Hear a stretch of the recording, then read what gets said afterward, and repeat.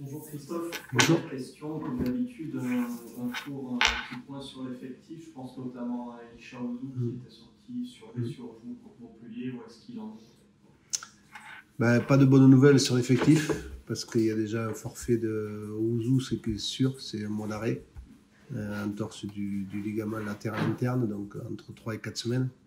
À cela s'ajoute sûrement le forfait de Danois et de Traoré en plus. Et on a des doutes sur Ocho, donc une semaine compliquée au niveau de l'effectif, oui.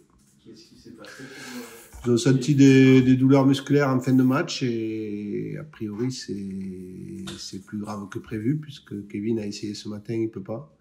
Et Junior est allé passer aussi des tests parce qu'il ne peut pas non plus. Donc on craint pour tous les deux un problème musculaire. Donc ça n'a pas été la semaine. Non, voilà, c'est pas une bonne semaine au niveau de l'effectif, mais bon, c'est comme ça. Je veux dire, à un moment donné, il faut avoir un effectif aussi avec d'autres joueurs et c'est d'autres joueurs qui devront prendre aussi le relais. Encore une fois, vous la saluez souvent, cette force de groupe, testée à rude épreuve du coup à Rennes. Ouais, voilà, ouais. On sait qu'on va aller là-bas avec un effectif différent que ce qu'on avait l'habitude de mettre sur le terrain, mais bon, ça va donner à d'autres l'opportunité de se montrer aussi. Outre ces absences contraintes, vous le disiez déjà après le dernier match, le fait d'être un petit peu plus serein au classement, ça ne vous empêche pas d'être ambitieux, mais ça vous permet aussi, je ne vais pas dire de faire des tests, parce qu'à ce niveau-là, la saison ne fait plus des tests, mais de faire, non pas tourner effectif, mais de mettre des garçons dans des meilleures conditions, de voir un petit peu comment justement préparer la saison d'après. Expliquez-nous un petit peu quel est votre cheminement justement sur ces derniers matchs qui restent, outre le fait d'aller toujours plus haut, mais aussi de préparer un peu quand même l'après. Ouais, mais de toute façon, mon premier sentiment, c'est d'être performant de tous les week-ends. Donc, quand j'aligne une équipe, c'est pas pour faire des essais ou des choses comme ça. C'est qu'à un moment donné, on veut être performant. Après, bien sûr que ça nous permet aussi de voir des joueurs dans le contexte, des associations dans le contexte aussi, qui peuvent nous donner aussi des idées pour l'année d'après. Mais il n'y a pas... voilà, je pense que le week-end dernier, j'ai fait débuter Fredrik Oppegård parce que... pour diverses raisons. Déjà parce que lui commençait à prendre un petit peu le pouls à la fois de l'équipe et de ce qu'on veut, donc il fallait aussi le mettre en situation, mais aussi parce que JD est rentré de sélection et qu'on voit qu'après 2 matchs où il avait joué pratiquement 90 minutes, le troisième, je me souviens, à 2 ans, il s'était blessé contre 3 ici après en revenant de sélection. Donc on sait qu'on arrive en fin de saison, que les organismes sont mis à rude épreuve, on le voit avec un peu cette hécatombe cette semaine. Mais après, voilà, je crois que après tous les joueurs qui sont susceptibles de jouer, que ce soit Hassan, que ce soit Ado, que ce soit Théo, Flo, sont des joueurs qui peuvent être des titulaires potentiels aussi. Donc, il n'y a pas, entre guillemets, d'essai. Il y a après simplement de voir certaines choses, mais il n'y a pas d'essai à faire. Je crois que tout l'effectif, je le connais. Voilà, il y a Frédéric qu'on connaissait un peu moins et qui arrive et qui aussi doit prendre un peu ses marques. Et qui pour l'année prochaine, mais voilà, c'était l'occasion de le mettre parce qu'il y avait cette JD qui est rentrée de sélection. Et voilà, après, le problème, c'est que là, on a beaucoup de blessés dans le même secteur de jeu, donc il va falloir trouver des solutions. C'est plus confort quand on est entraîneur ou même joueur, quand on est sur une bonne vague avec justement le maintien qui n'est pas encore mathématiquement acquis, mais qui est proche de l'aide, justement pour se libérer, pour lâcher encore plus les chevaux et justement vous puissiez voir des joueurs en pleine confiance aussi. Oui, mais après, comme je dis, vous savez, gagner un match en Ligue 1, c'est très très difficile, quel que soit l'adversaire, quel que soit le lieu. Donc, un match de Ligue 1, il faut être prêt à 100%, voire plus, à faire une performance. On sait qu'à Rennes, il va falloir être vraiment très costaud et très bon parce que ça ne suffira pas d'être moyen face à une équipe comme ça qui, je le répète, et j'ai vu les stats sur les 8 derniers matchs, c'est 5e de Ligue 1. Donc, on voit la qualité de l'équipe de Rennes. Donc, on sait qu'on va avoir un match très difficile dimanche. Donc il y a des joueurs qui ont passé un moment sur le banc, mais qui vont être amenés à débuter le match et ils devront montrer aussi leur qualité et démontrer qu'eux aussi ils ont envie d'être encore plus sur le terrain, tout simplement. Je dis pas que c'est que je dis de l'émulation les uns par rapport aux autres dans notre vestiaire. Donc voilà. J'aime pas faire des équipes, du moins j'aime pas faire une composition d'équipe comme très forcée.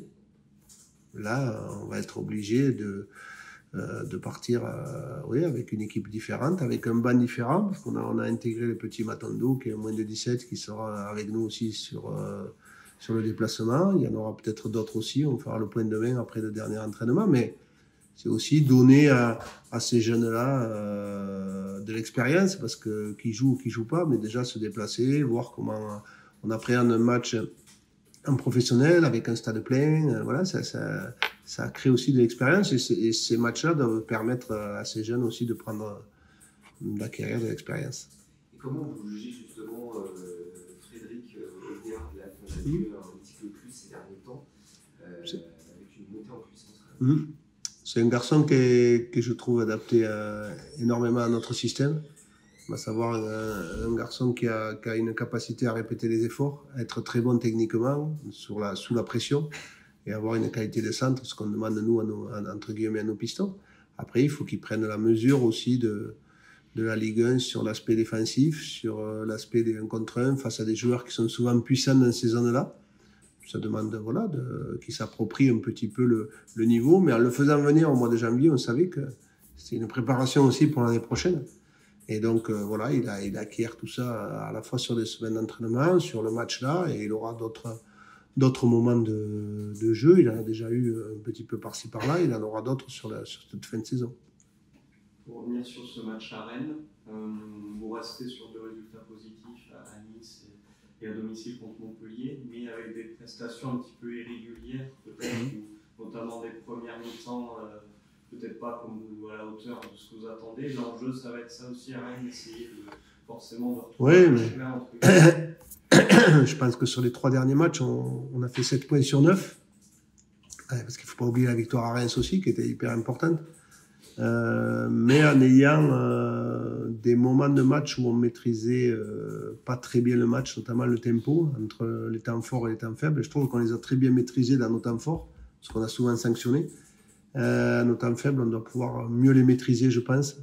Donc c'est un enjeu de monter aussi de niveau, et on sait que Rennes, ça va être très difficile, parce que comme je l'ai dit, c'est du niveau du match de l'adversaire comme Nice qu'on a rencontré, puisque c'est un adversaire pour moi de haut tableau qui, être là, c'est quand même un paradoxe assez important qu'on se dise à l'heure actuelle que Rennes est derrière nous, et que donc au bout de 28 matchs, donc ça c'est un peu le paradoxe, parce que Rennes, on le sait, par rapport à leur effectif, par rapport à beaucoup de choses, doit être bien plus haut que ça. Donc nous, sur ce match-là, on n'a rien à perdre, si ce n'est se talonner encore une fois contre une équipe de haut de tableau, et on sait faire beaucoup de bonnes choses contre ces équipes-là.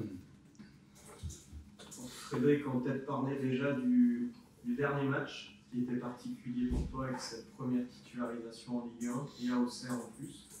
C'est quoi le bilan du coup de ce match-là? About the last game, you started the game. What can you tell us about it? No, obviously I was happy to start my first game, so I felt I could show some of the qualities I have. So obviously I can do more, I know that myself, but happy to play in the stadium in front of the fans. Il était content de commencer, forcément il doit prendre toutes les chances qu'il a, et bien sûr il sait qu'il peut faire mieux et qu'il peut s'améliorer. Pour revenir un peu plus dans le passé, quels éléments avaient fait pencher la balance pour sa venue à Auxerre cet hiver? Qu'est-ce qui l'avait un peu séduit? To talk about the past, what seduced you to come to Auxerre? What is it? What made you feel Okay. You wanted to come to Auxerre? Yeah? Okay. And that's the question. Okay. Yeah, what I had good conversations with with the club, with the directors. So they gave me a good feeling about the club. So that's why I choose to come here. Il a eu une conversation avec le club en fait et ils lui ont fait se sentir bien et c'est pour ça qu'il a choisi de venir ici. Comment il juge un petit peu ces premiers mois depuis cet hiver? Comment se passe l'intégration à la fois à Auxerre mais aussi au niveau plus football? How do you feel about those first months since the winter here within the team and in the city in general? Yeah, it has been nice to come here. Obviously, in the start, it's a bit difficult to get used to everything, new language, new country, new city. So I need time to adapt as well. Also with the teammates, you build chemistry over time. So, but now I feel more settled here and I feel better now. So that's good. C'était forcément compliqué au début parce que c'est un nouveau pays, une nouvelle langue. Et une nouvelle équipe, mais voilà, il y a eu quelques difficultés au tout début, mais maintenant il se sent vraiment beaucoup mieux, il se sent quand même plus installé. Il a fallu construire un peu la connexion avec ses coéquipiers, et donc maintenant ça va beaucoup mieux. Est-ce qu'il peut nous dire un peu du championnat qu'il découvre aussi, la Ligue 1, comment il juge le niveau, les adversaires, et quelles sont aussi les principales différences avec ce qu'il a pu connaître dans d'autres pays? Yeah. Can you tell us about your feelings about the championship here and what are the main differences between the championship here and other countries about the level, the players? Yeah, I can compare from where I played before in the Netherlands. So I think this league is very good, competitive league with many strong teams. Also, I think the teams lower on the on the table is also they have strong players. So and I can feel it's very like a physical league, a lot of running, intensity. So and also for the wingers I meet in the league here is stronger than I'm used to, for example, in the Eredivisie. Il peut comparer du coup avec les Pays-Bas. Le niveau ici est vraiment bon, les joueurs sont vraiment forts, il y a une intensité qui est quand même intensive, si je peux dire. Une forte intensité, les joueurs ont quand même un niveau, un très bon niveau. Et il a fallu qu'ils s'adaptent aussi parce que c'était du coup vraiment différent. C'est plus intense. Bonjour Frédéric, est-ce que tu peux nous dire dans quel type de tactique tu aimes jouer, tu aimes t'épanouir et quel type de défenseur tu es? On sait que tu as un latéral très offensif, mais à quel point tu aimes justement jouer vers l'avant en tant que défenseur? What kind of defense player are you? Because we know that you are very offensive. So, and what tactics do you prefer on the field? Yeah, I think I'm also good 1v1 defensively, so that's also one of my strengths. And obviously also attacking, I like to come a lot in the offense to bring crosses and be involved there as well. But yeah, the first job is for me also to defend, so that's something I work on every day. So. Alors forcément son premier job c'est de défendre, donc c'est ce qu'il travaille forcément tous les jours, mais après ce qu'il aime bien aussi c'est être, comme vous l'avez dit, très offensif, y aller en fait et lâcher les chevaux. Il a dit il aime vraiment bien faire ça. Quel est ton modèle de joueur, qu'on puisse en savoir un petit peu plus aussi sur tes caractéristiques, mais vers quel type de joueur tu aimerais tendre? What kind of player, of role model player, would you like to be? Ça. Dans quel football. Ouais, mais est-ce que un exemple de joueur ou un exemple? Oui, un exemple de joueur connu. Son idole, par exemple, quand tu étais plus jeune. Okay. So, what kind of role model player, like a player that you used to like, an idol, perhaps? Who's your example? Yeah, I've not really have any in my position a really idol, I would say. But I like to watch players like Theo Hernandez. I really like from AC Milan, for example. Alphonso Davies, I also really like to watch. So that's two examples. I like how they play their game. So. Alors il aime bien Alfonso Davies et Théo Hernandez, il aime bien comment ils jouent leur jeu, c'est vraiment les joueurs qu'il apprécie regarder. Et est-ce que tu peux nous en dire plus sur ta personnalité, quel type de personne tu es dans un vestiaire? Est-ce qu'il est plutôt discret ou est-ce qu'il aime bien chambrer? Alors j'imagine que la barrière de la langue n'aide pas peut-être au début, mais quel type de caractère il a? Can you tell us a bit about your personality? What kind of person you are? Are you discreet or are you joking around with others? I would say I'm quite, I would say it. I'm not the guy that makes the most jokes, for example, in the dressing room, but yeah, I have my friends as well, so yeah, I have my friends, but I'm not like the guy that makes the most jokes in the dressing room. But yeah, I'm not sure how to say this about myself, but. Il ne saurait pas trop comment se décrire, mais c'est vrai qu'il n'est pas forcément celui qui fait le plus de blagues en gros dans le vestiaire. Et parfois, un tatouage, ça dit quelque chose de quelqu'un. Je vois que tu as le continent africain avec un lion incrusté à l'intérieur. Qu'est-ce que ça signifie pour toi? Les origines, j'imagine. Qu'est-ce que tu peux nous dire de ça? A tattoo can say a lot about a person, and he said that you have a tattoo with the African continent with a lion. And what can you tell us about that? No, it's just simply because my mom is from Africa, so we are from Kenya, and so also my dad is from Norway, but that's something I like this one, so that's why I took it also. C'est important pour lui puisque sa mère vient d'Afrique, il vient du Kenya, son père est norvégien mais sa mère est kenyane, donc c'était important pour lui de l'avoir. Qu'est-ce qu'il attend de ces derniers matchs de la saison d'un point de vue personnel, parce qu'on sait qu'il y a une belle concurrence avec J28. Qu'est-ce qu'il en attend justement de ces derniers matchs pour lui dans ses objectifs personnels?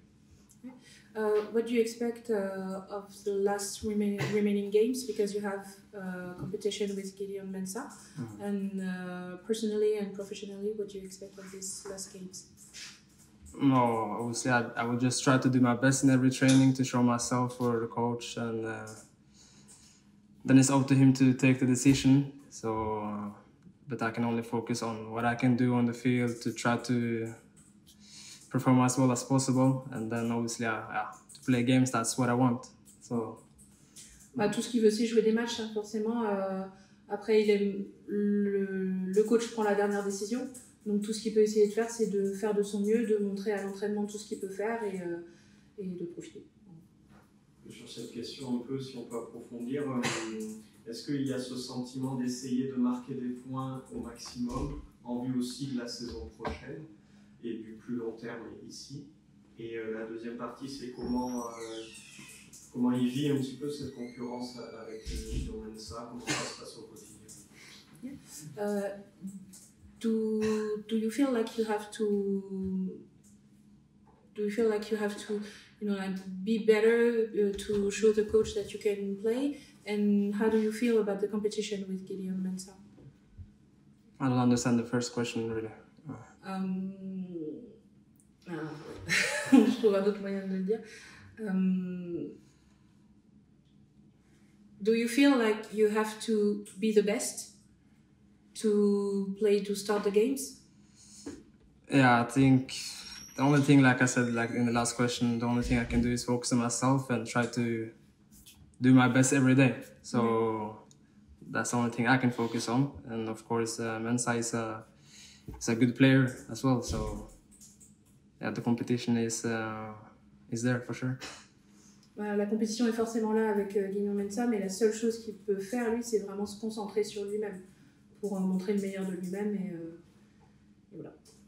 Une petite anecdote, c'est que c'est le premier joueur norvégien à jouer ici à Auxerre. Est-ce que ça représente quelque chose pour lui aussi? Un petit peu fier de ça ou pas? Voilà. You are the first Norwegian player to play here. Does this mean something to you?